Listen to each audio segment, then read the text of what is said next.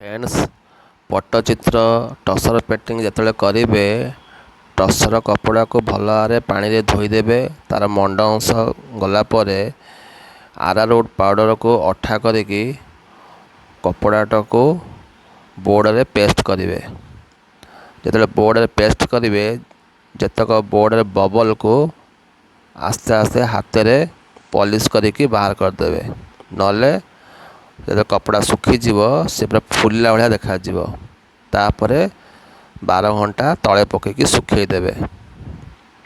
ଯେମିତି ଶୁଖିଯିବ ତାପରେ ତୁମେ ପେନସିଲରେ ତାକୁ ଆଉଟଲାଇନ୍ ପକାଇକି ମେଜରମେଣ୍ଟ ମାପିକି ଡ୍ରଇଂ ଫାଷ୍ଟ କରିବ। ପେନସିଲରେ ଡ୍ରଇଂ କରିବ। 2B ପେନସିଲ୍ ଲାଇଟ୍ ପେନସିଲରେ ଡ୍ରଇଂ କରିବ। ଭୁଲ ହେଲେ ବି ଇରେଜ୍ ବି କରିହେବ, ରବରରେ ବି ଲିଭେଇ ହେବ।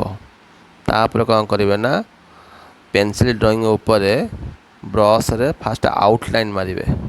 ଯେଉଁ ଡ୍ରଇଂ କରାହେଇଥିବ, ମୁଁ କରିଛି ରଥଯାତ୍ରା, ତ ଫାଷ୍ଟ ରଥଯାତ୍ରାର ଡ୍ରଇଂ କରିବେ ଆଉ ଆଉଟଲାଇନ୍ ପକାଇବେ। କିନ୍ତୁ ପେନସିଲ୍ ଦାଗ ଗୁଡ଼ା ଆସ୍ତେ ଆସ୍ତେ ଲିଭି ଯାଇପାରେ, ହାତ ବାଜିଲେ ଲିଭି ଯାଇପାରେ। ଯଦି ଆମେ ଆଉଟଲାଇନ୍ ପକାଇଦେବା ତାହେଲେ ବହୁତ ଦିନ ପର୍ଯ୍ୟନ୍ତ ଏଇଟା ଯେତେବେଳେ ଆପଣ ଯେଉଁ ଟାଇମ୍ରେ କରିବେ ସେଇ ଟାଇମ୍ରେ କରିପାରିବେ। ଆଉଟଲାଇନ୍ କରିସାରିଲା ପରେ ତାକୁ ତା ଉପରେ କଲର୍ ମାରିବେ।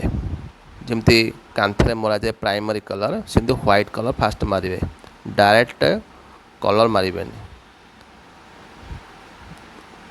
ପ୍ରାଇମରୀ କଲର୍ ୟୁଜ୍ କରିସାରିଲା ପରେ, ହ୍ୱାଇଟ୍ କଲର୍ ୟୁଜ୍ କରିସାରିଲା ପରେ ତା ଉପରେ ତୁମେ ଯେଉଁ କଲର୍ ମାରିଲେ ବି ସେଇଟା ଫୁଲ୍ ଗେଟଅପ୍ରେ ଦେଖାଯିବ, ମାନେ ସାଇନିଂ କରିବ। ଯଦି ଆମେ ଡାଇରେକ୍ଟ କଲର୍ ମାରିଦେବା ତାହେଲେ କେଉଁଠି ଲାଇଟ୍ ଦେଖାଯିବ, କେଉଁଠି ଡିପ୍ ଦେଖାଯିବ। କିନ୍ତୁ ଫାଷ୍ଟ ହ୍ୱାଇଟ୍ କଲର୍ ମାରିବେ।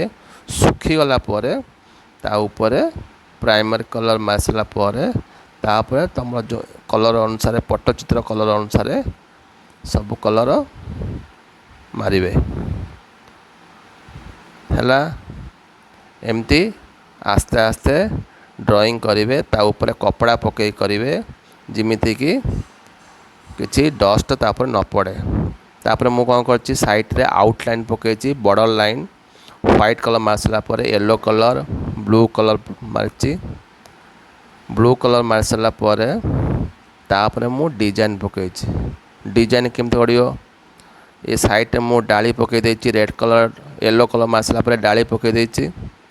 ଏବେ ମୁଁ କ'ଣ କରିଛି ନା ଏଇ ଯେଉଁ ସାଇଡ଼୍ରେ ଯେଉଁ ବ୍ଲୁ କଲର୍ ଅଛି ତାକୁ ମୁଁ ଗୋଲ ଗୋଲ ସର୍କଲ୍ ସବୁଆଡ଼େ ପକାଇଛି ମେଜରମେଣ୍ଟ ଅନୁସାରେ। କେଉଁଠି ବଡ଼ ହେବନି, କେଉଁଠି ଛୋଟ ହେବନି, ସବୁ ଜାଗାରେ ସେମ୍ ସେମ୍ ହେବ।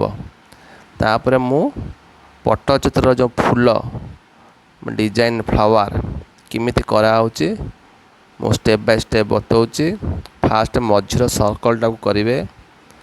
ତାର ଠିକ୍ ଫ୍ରଣ୍ଟରେ ଗୋଟେ ଫୁଲଟା କରିବେ।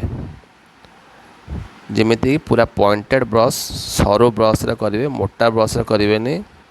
ଆଉ ଠିକ୍ କରିସାରିଲା ପରେ ତାର ଫ୍ରଣ୍ଟରେ ଆଉ ଗୋଟେ ଫ୍ଲାୱାର୍ କରିବେ। ମୁଁ ଲଗେଇ ଲଗେଇ କରିଥାନ୍ତି, ଲଗେଇ ଲଗେଇ କଲେ ଭୁଲ ଭାଲ ହେଇଯିବ। ସେଥିପାଇଁ ଆର ପ୍ରୋସେସ୍ ହେଉଛି ଏମିତି। ତାପରେ ଠିକ୍ ଆର ଆଉ ଗୋଟେ ଫ୍ଲାୱାର୍ କରିବେ।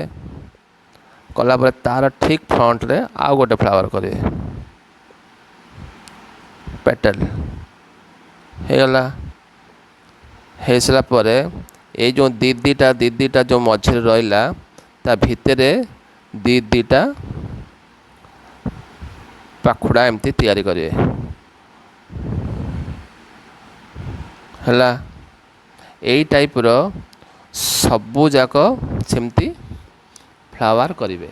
ସବୁଯାକ ଫ୍ଲାୱାର୍ ଯେମିତି ସମାନ ଦେଖାଯାଉଥିବ। ଏମିତି ନାହିଁ ଯେ ଗୋଟେ ଛୋଟ ଦେଖାଯାଉଥିବ, ବଡ଼ ଦେଖାଯାଉଥିବ। ସବୁଯାକ ସମାନ, ମାନେ ଗୋଟେ ଲୋକ ଦେଖିଲା ପରେ ଜଣାପଡ଼ିବନି କେଉଁଠି ତୁମେ ଭୁଲ କରିଛ। ଏଠି ଗୋଟେ ବଡ଼ ହୋଇଛି, ଏଠି ଗୋଟେ ଛୋଟ ହୋଇଛି। ପୁରା ମେଜରମେଣ୍ଟ ଅନୁସାରେ ହିଁ ସବୁଯାକ ଫ୍ଲାୱାର୍ ରହିବ। ଯେମିତିକି ଏଇଟା ପଟ୍ଟଚିତ୍ରର ଫର୍ମୁଲା। ଏଇ ଟାଇପ୍ର ଫ୍ଲାୱାର୍ ରହିବ। ତାପରେ ଏପଟ ସାଇଡ଼୍ ସେମିତି କରିବେ।